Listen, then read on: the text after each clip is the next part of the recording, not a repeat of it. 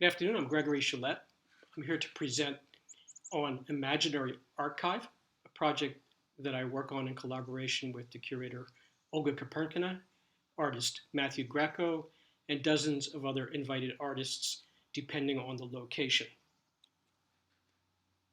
Let me start by backing up a little bit. In 1980, I was co-founder of a group called Political Art Documentation Distribution with Lucy Lepard, Jerry Kearns, many other artists. And we created an archive of art about politics, about social engagement. You see here our newsletter on the left, an image by Rashid Areen. And then on the right, you see the archive that we ultimately created, now located at the Museum of Modern Art here in New York City. So the concept of archives has always been very central to my work, both as an artist, an activist, and as a researcher and writer. Some of the materials that you find inside the archive, the PADD or PAD archive at MoMA, folders containing various newsletters and newspapers and flyers. On the right, a piece by Michael Anderson from an anti-gentrification exhibition. That's actually a stencil made on paper, but it would normally be in the street. And all of this is contained inside the archive. In 1989, you might say, we took the archive into the streets with a different artist collective known as Repo History. And Repo History is based on the name is based on the film Repo Man. And I would say if you haven't seen Repo Man, well, that's your homework for the week. Repo History got permission to put signs temporarily up in the streets of Lower Manhattan in 1992. And that was the year that some of the country was celebrating Christopher Columbus' so-called discovery of the New World, and many of us here were criticizing, of course, the opening of the world to the European invasion, colonization, and so forth. This is a project where each location was cited with a sign that talked about the history of that location, as if the archives had come to life and appeared in the streets of New York City. Imaginary Archive. Imaginary Archive starts in a strange location. First of all, this is its home at the present moment. It's a relatively small carry-on bag that can be taken onto a plane with a few extra things in another bag, so it's a compact project. And I think of it as a collection of real and fictional printed materials that document a future whose past never arrived, but perhaps might have arrived, or should have, or never should have. Let me be a little more clear as we go forward. I essentially give this problem to a group of artists in every location the archive is seen at. Provide me with a document about a past whose future never arrived.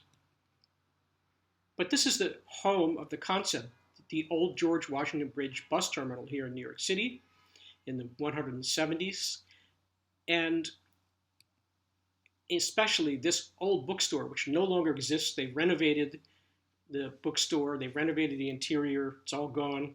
But I walked in there one day and discovered all of these fading materials, fading books, books that were essentially like remaindered books, many of them of like computer programs that nobody uses anymore. And I just thought, what if this was like a kind of time machine or a time tunnel? You stepped inside and you suddenly discovered an entirely alternative universe or alternative history of the present. And that got me thinking about the notion of an archive as a kind of hole or portal in time.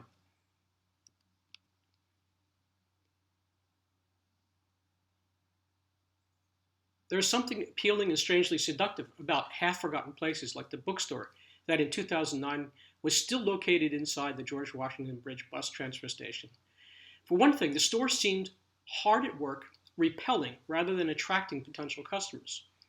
Pulsing with a cold blue-tinged fluorescent light, its sparse goods, books, magazines, some tour souvenirs, a few music CDs, were arranged haphazardly on rusted wire display stands or stacked edge to edge rather than cover to cover to fill up the available display shelves. The shelves, they sagged at the centers, and it was just simply too much store in relationship to its merchandise. Some of these shelves shed a powdery dust consistent of an unknown synthetic material that was supposed to resemble wood. Up near the stained drop ceiling hung handwritten signs scrawled in oversized marker, all items half price, final sale, computer books 2 for $10. As I said before, many of these computer books were for programs no one uses anymore. But it is the books and other printed materials themselves that reflect a kind of curious neglect found at forsaken archaeological sites, with titles like Aqueous Dynamics for Hobbyists, Field Guide to the Soviet Union, Cobalt for Beginner, or Lobster Boy, an amazing true story. One cannot help but just wonder who these authors were and what became of their careers, and if anyone other than family members ever read their books. I could say the same thing about my books, but we won't go there. A similar set of questions applies to the all but unaccredited men and women who designed the covers of these forgotten volumes, all of which are now fading. Many had shifted towards the blue or yellow ends of the spectrum because of age, ozone contamination, etc. But also who knows what type of acidic pollutions that circulate within a store located within a bus terminal that hosts up to 1,000 buses a day. The publication designs range from uninspired compositions of Helvetica type and clip art to pre-PC, pre-Photoshop, hand-cut collage illustrations, but also to weirdly styled topographic clutter meant to shout to a potential reader, see me, buy me. At this point, no one really wanted to buy these crying books. Who created this fading gallery of prosaic, yet totally serviceable cover art? Were some made by recently graduated art students in their first job out in the dark matter art world, or perhaps produced by an underpaid, bored in-house graphic designer, counting the days till she retired? Or perhaps in some instances, the book was designed by the author himself or herself, or theyselves, when the self-publishing was still involving handmade paste and cut boards. And what if after spending a bit of time in this jury biblioteca, some other reading of the books, as well as the shabby setting and the entire context of the store inside, the bus terminal, began to take shape? What if rather than actually being simply a room full of remaindered publications, we were meant to read it as a single sign, as if the entire space was a cipher or allegory for something else, such as an archive of a past whose future never actually arrived? Ultimately, what I decided is that participants in Imaginary Archive would be asked to generate their own what-if history, one that can be manifest as fabricated documents, brochures, catalogs, pamphlets, newsletters, records, small objects, postcards, photo albums, all of which are invented specifically for this ersatz para-archive. The ultimate goal: to imagine an alternative future or some parallel universe in order to ask, what would the content of such an archive reveal about other ways the world might be constructed politically, socially, economically, culturally, and personally? And so the archive is very much, in that sense, about the future as much as the past. Imaginary Archive's first stop was in New Zealand in 2010. This is a mock-up of what the exhibition looked like, and I'll show you some actual details in a moment. Second stop was Galway, Ireland, 2011. Graz, Austria, 2013. Kyiv, Ukraine, 2014. Philadelphia, 2014. And Zeppelin University in Friedrichshafen, Germany in 2015. And you'll probably note that every time the archive appears, it appears in a different form. Olga Koperkina and I were invited to Wellington, New Zealand in 2010 for a residency to create a work in collaboration with the local arts community. And this was the perfect opportunity to bring together the idea of Imaginary Archive and the installation for Enjoy Public Gallery, which is in Wellington. When we arrived, we noticed this curious set of stairs, which I guess is a kind of fire escape going out the sort of door window and then just leading to another roof. I decided that maybe the first way to think about this archive is as a kind of under the stairs collection of documents and books, something you wouldn't expect to find maybe going into a closet or something of that sort. So here you see Murray Hewitt, who also contributed to the archive, and I'll show you his work later. On the right, assisting me construct a sort of stairs inside the gallery made out of recycled wood, which all went back to the recycling place afterwards. On the left, you see the stairs as they extend up into the gallery, with some of the materials being added to it. Some of the work is still in construction.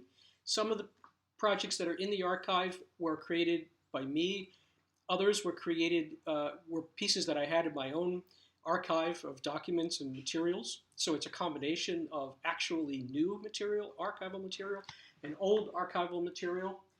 And the main part of the archive, though, is the invitation that I send out to people to contribute the work, a new work to the archive. So a number of pieces from New Zealand, and we'll come back to that in a moment, just to give you a feeling for this first iteration. One other aspect that we developed was the idea of a satellite archive. So some of the materials that are in the archive, or made for the archive, are also included, or duplicates of them were included in local bookstores. Here is a sort of wonderful bookstore called Quilters in Wellington, New Zealand, and you see some of the works sitting in the front row. They agreed to let us do this sort of curatorial project. We also curated the books out of the, and albums out of the store's material stock, and interspersed those with our Imaginary Archive material. And I'll come back again to those works that are there, but you see something from MoMA, you see something with Das Kapital, and those are pieces by Yevgeny Fix and also by Jeffrey Skolder. And here and there, a surprise book was found on a shelf inside the store. Imaginary Archive's second stop was Galway, Ireland, as part of the Tulka Arts Festival. And this year it was being curated by Megs Morley, and she invited me to present the archive, which we did at Gallery 126. And in this iteration, the archive grew yet again with additions from artists in Ireland. And I just want you to notice the small shelf on the lower right corner, which has a sort of book-like thing, or it looks like some fabric on it. I'm going to come back and show you that work by Annie Phillips a little bit later on, but just to get a sense of what it looks like on the table there. Installing the project. Works by Brian Hand on the left on the floor.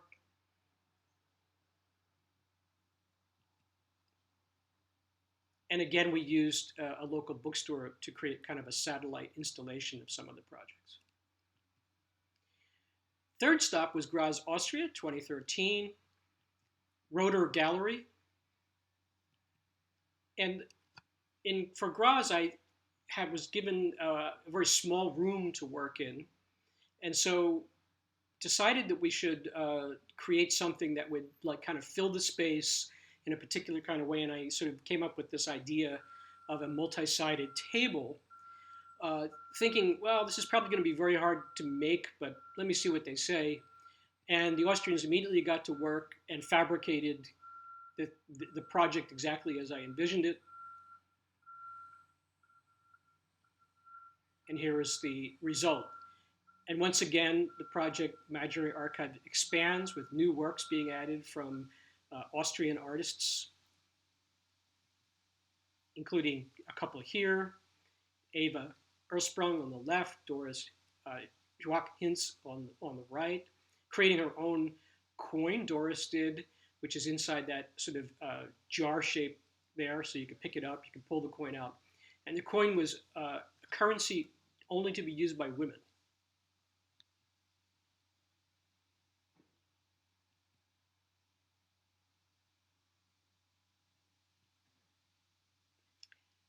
The next iteration of Imaginary Archive was in Kiev, Ukraine. The timing of it was April 2014, which was just a few months after the Maidan uprising or occupation of the central square in Kiev, and not long after about 100 people were executed by the state sort of militia or army, which really precipitated the overthrow or the overturning of the government, let's put it that way. But you can see on the right images from just a few months earlier before we arrived in Maidan, where they had stacked tires and other materials as barricades. Tires burn really well once they get started, and so it creates a double sort of barrier to any insurgency. When we arrived, these are images from April. You can see that there was still many of the remnants of the Maidan occupation, and you can see how they used cobblestones in a classic way, but they also used a lot of tires to create defensive barriers. And there were militia of various sorts still located in the square. I should say that the militia ranged from people on the very far right to more sort of semi-right conservative Christians, and then very small sprinkling of more progressive people and feminists. So it was a really broad coalition. They didn't get along all that well much of the time, and I heard some pretty horrific stories from some of the feminists and anarchists, how they were treated. Nevertheless, they were unified in the sense that they were opposed to the government, which they brought down that year. We actually got permission to borrow materials from the occupation, including these tires, which you see Larissa Babbage, who was a co-archivist in this case. She's the one who organized our trip to Ukraine. And we gathered these up and assembled our installation at the Les Courbes State Center for the Theater Arts in the basement of the building. And you see here, taking advantage of existing materials, which was benches and other things, other tables, and we just stacked everything together as if it was a kind of a barricaded space, installed the archive materials. Everything was set for the opening in late afternoon, and then the director of the space received a document saying that the power was going to be shut off. This doesn't represent an attempt at censorship so much as it shows the privatization of the culture industry in Ukraine, because this is a not-for-profit space that was running on state grants, and the grants were beginning to dry up as private institutions took over the arts. We handed out torches and flashlights, and people went through the exhibition in the dark, adding a whole layer of mystique to it that I'd never imagined. Although no doubt in the UK or the US or other countries, the liability for having people stumbling around in the dark would be just too high to manage.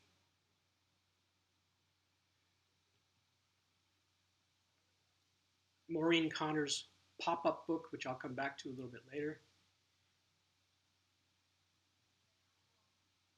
Interview with a Coyote is as if one could imagine the famed interaction between Joseph Beuys and the American Coyote that took place in New York City in the 70s from the Coyote's perspective, done by the artist TJ of the collective Them. Because Esposito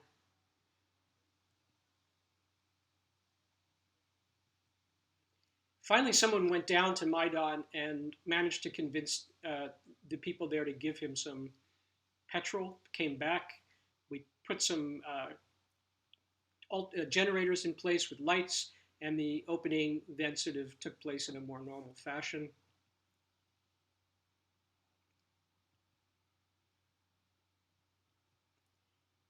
And just a couple of shots of the Maidan again. And here's Larissa Babbage and Olga Karpenkina inside the center.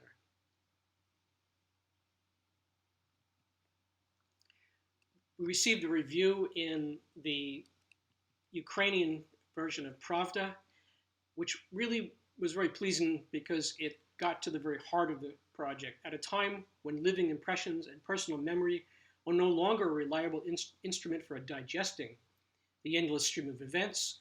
The need for an alternative approach to understanding the history which is unfolding before our eyes becomes more than relevant. And that was very much important, I think, to this particular iteration of the Imaginary Archive.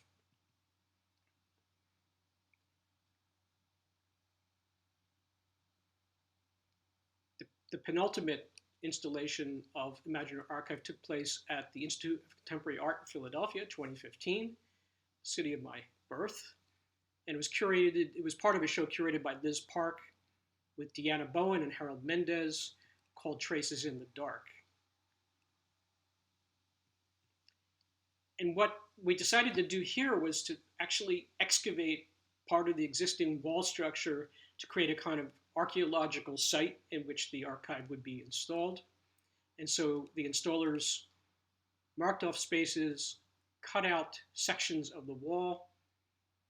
In the process, actually discovered like graffiti that had been left there by workers many, many years before, which became part of the archive. And here's the beginning of the installation inside the Institute of Contemporary Art in Philly.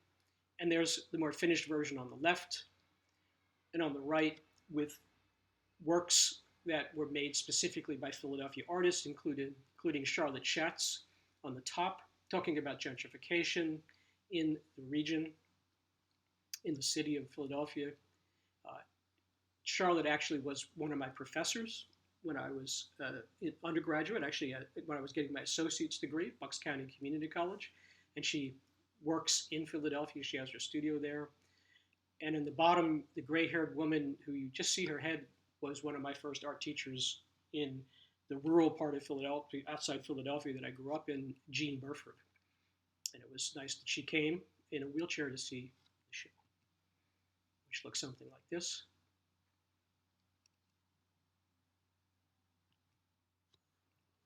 The final to-date installation of Imaginary Archive was at the White Box Project Space in 2015. It's part of Zeppelin University in Friedrichshafen, Germany. Karen Vandenberg invited us to present the project, in part because the university has a collection of Joseph Beuys' archive, a part of Joseph Beuys' archives. And so this seemed like an appropriate match. Also because this was the very first exhibition in this new space that they were creating. And here you see a mock-up of what it's going to look like. What you see on the right is TJ's encounter with the coyote, Joseph Beuys' encounter with the coyote, as a video which is playing on the window. For this particular iteration, I worked with Marcel Kalber, who is a Swiss architect who specializes in building structures with bamboo. And so we came up with this kind of lattice work project together and had some of the students help us construct it,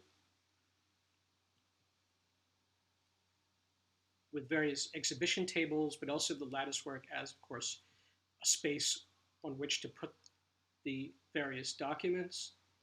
The table was also an opportunity to have encounters with the students and to talk about the project with them.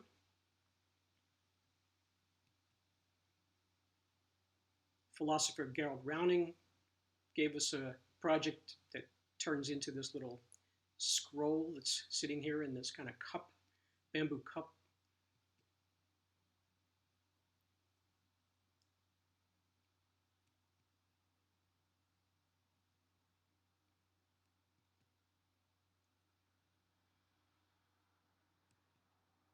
And this is what the exhibition actually looked like, not the mock-up when it was finally assembled. So I'm just going to run through images of the archive itself. You'll see some of the works that I already showed you in the process. But you can go to this page, the address is below, on my website, and you can click on these little boxes and find materials if you have the right plugin. It needs a little bit of updating, and not everything is included just yet. I mentioned Murray Hewitt, who worked on the New Zealand project with me, and he did a sort of tour guide of locations where the Maori staged significant battles, either between different Maori factions or with the Europeans, places that are not marked. And it's a beautiful little booklet. Other works from New Zealand by Lee Horup. Evgeny Fick's projects are very funny. He created works that look like Museum of Modern Art brochures, but they actually contain contents that the museum hasn't published. including a work about abstract art being a kind of Stalinist program by Dondaro. And on the left, a tour of the Museum of Modern Art's holdings, stopping at all of the important communist artists that are in the collection, obviously Picasso and Leger and others. And turns out that the MoMA saw this sort of ersatz booklet that he produced and invited him to actually give a tour at the museum. The famous Missing Book on Humor by Theodore Adorno. Jim Costanzo, who has invented an Aaron Burr Society as his nom de guerre, created this work about brewing illegal whiskey in sort of the woods with a sort of natural spring water or natural stream water as a kind of protest against the sort of neoliberal state. And in a way, he's making references to the famous Whiskey Rebellion of the early United States. Many Americans don't realize how many rebellions took place in the early years after the Revolution and after the independence, actually. And so Jim has done an interesting research job sort of presenting that information to people dressed as Aaron Burr, who is a historical figure some of you may know. He actually is the person who shot Hamilton, and certainly part of the dispute was Burr really opposed the idea of centralized banking that Hamilton introduced to the country. KARL LORAC is also part of the collective Them. This is a reference to the Black Mask Collective or Up Against the Wall Motherfucker Collective from the 1970s, an incident in which there was a sanitation strike in New York City. Trash was piling up everywhere. But on the Upper East Side and other expensive parts of the city, private trash holders were brought in. And on the other neighborhoods like the Lower East Side, the trash was just unbelievable. So they created an action where they gathered up the Lower East Side trash and took it uptown to Fifth Avenue. An object and a booklet by Chris Esposito. Rounding's pieces in the background. Work by Glenn Goldberg, the painter. Maureen Connor's The Making of a Modern Bank as a pop-up book. It documents the imaginary transformation of the Continental and Commercial National Bank of Chicago into a communal homestead where Chicago residents can live who are down on their luck. It's based on the format and style of an actual self-promotional publication that she found about that the bank had produced in 1923. And it's, of course, the brochure was meant to promote the bank's apparent fiscal strength and expertise, which, of course, didn't last very long since in about 10 years it collapsed. The bank collapsed in 1932 with all the other institutions. And this work was made just around the time of just after the crash of 2008, of course.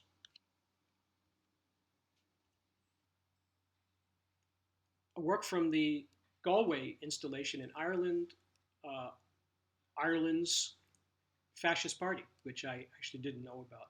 And this is one of the things I like about the project. Also from Ireland, Ben Kehogan's album. Doesn't have a real album inside. Maybe we'll try to do that in the future. And in Wellington, one of the artists doing a presentation about his own work in Grant Corbishley, and then in the background, Ellen Rothenberg from Chicago's project. One of the things I really like about this concept of Imaginary Archive is the way not only do artists continually contribute new works to the project and expanding, but they also ground their works in actual histories. So despite the fact that I give them the liberty to think about a completely alternative history, they almost always do some research and pull something from actual sort of past events into the new concept.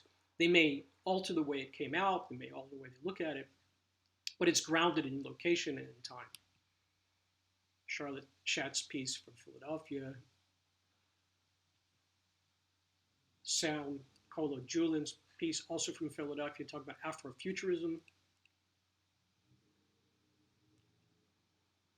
and the famous Mummers Parade, which is a fairly white-oriented public event that takes place in Philadelphia.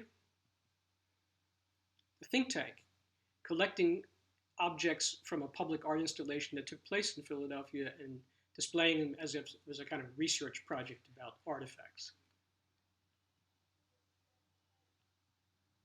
Zoe Beloff, who has an entire sort of fantastic view that Freud visited Coney Island in New York City, and a psychoanalytic society grew up. And of course, Coney Island is famous for its Dreamland amusement park. A group that Todd A. Young put together with Heather Davis and others, talking about immigration issues. On the left, Eva Ersprung's piece, Eva Never Left Eden.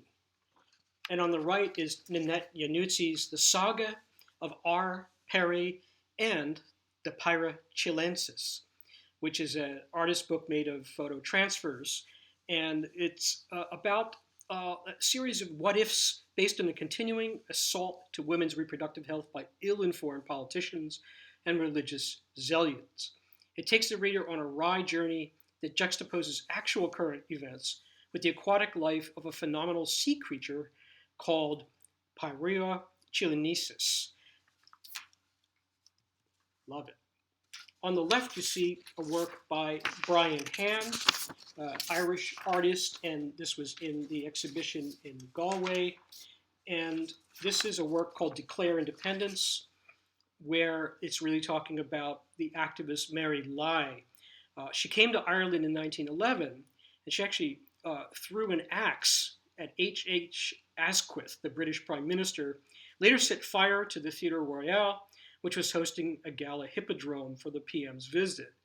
And he's really talking here about women's liberation in the early 19th century, a suffragette movement, of course, in Ireland. On the right, you see Annie Phillips' book, which I pointed out earlier in the Galway installation that was on the shelf on the lower right-hand corner.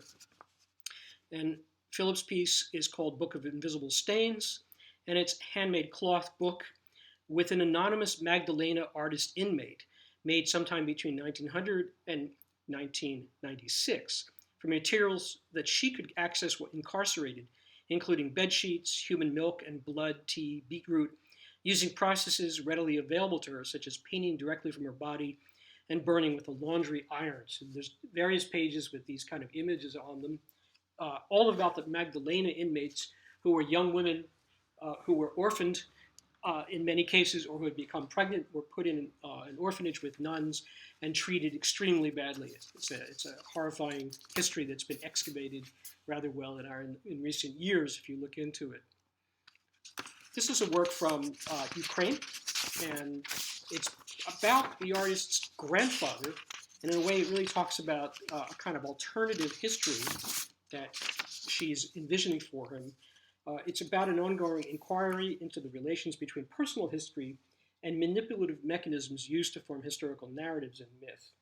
And the artist's grandfather is seen here as a soldier in World War II, and it's also, there's a series of ballads that are based on his recollections of what happened there. The work on the left was actually a documentation of a mural, which you see in the top of the page. And that mural was censored. It was painted over entirely in black by actually the director, I believe, of the museum in Ukraine, where the work was shown, because they didn't care for the sort of political satire that it presented. And the work on the right by Mykola is a project about how ideology is shaped as if it was sort of made out of clay. Imagine that possibility. What is to be gestured towards? And Brushing Your Teeth in the Gallery is a satirical work by Josh McPhee and the late Dara Greenwald, which is really taking a shot at social practice art and talking about what they saw as its shortcomings, its commodification by the art world, or its incorporation into the art world. And they're very funny book covers. There's nothing inside the books. It's just an imaginary or possible sort of publication. And Jeffrey Scholar's work about Sergei Eisenstein's Capital, Das Kapital, which was never produced. And so Scholar, who's a filmmaker and a film scholar, decided to create his own version of the posters for this never-made movie. And in this case, Charlie Chaplin, Paul Robeson, John Garfield, who was blacklisted in the United States for being a leftist and so forth, are the people who actually are the characters in the film, or the actors in the film. So that's a very quick tour of Imaginary Archive. Hopefully we'll get a chance to install it again, and people can actually peruse the materials in person. I'll just end on this quote by Jacques Derrida. The archive, if we want to know what this will have meant, we will only know tomorrow, perhaps.